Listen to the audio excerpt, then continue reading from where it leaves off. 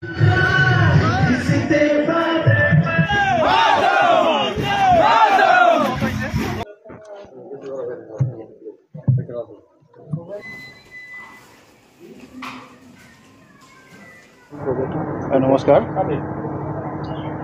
আমি আজি ভাৰতীয় জনতা পাৰ্টিৰ প্ৰতীক চিহ্ন লৈ দলৰ মনোনয়ন পত্ৰ আমি দাখিল কৰিলোঁ।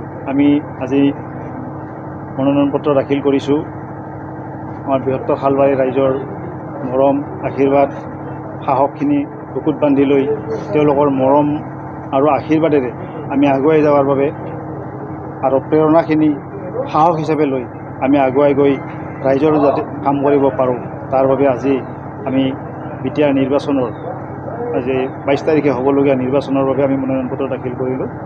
এইবাৰৰ নিৰ্বাচনত আপোনাৰ মূল ইস্যু বা কি বিষয় লৈ আপুনি আগবাঢ়িব?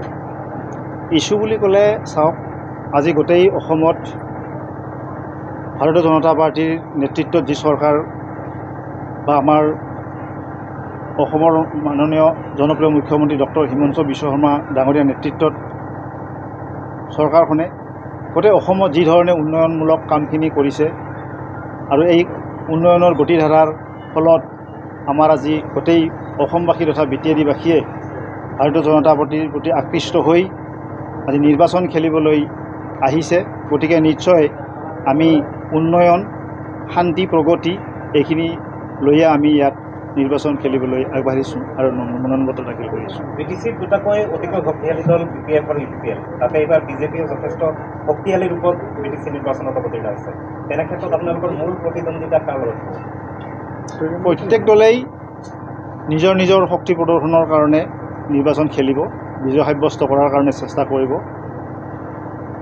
মূল ইস্যু বুলি কোৱাৰ লগে লগে আমাৰ আচলতে ইস্যু বুলি কৈ একো নাই, সমস্যা বুলি কোৱাৰ লগে লগে একো নাই।